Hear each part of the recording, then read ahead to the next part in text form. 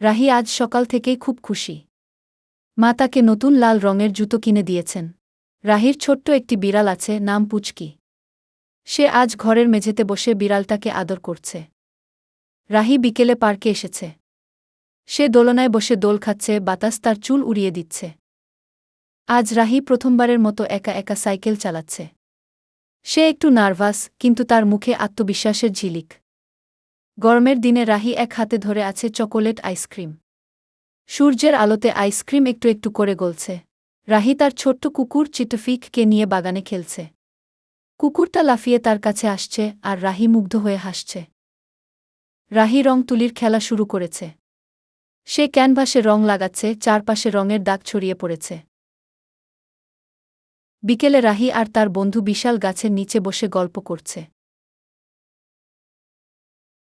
রাহি আজ বৃষ্টিতে ভিজছে। সে লাল রঙের রেইনকোট পরে রাস্তায় নেমেছে আর ছোট ছোট পানির গর্তে লাফ দিচ্ছে। রাহি বই পড়তে খুব ভালোবাসে।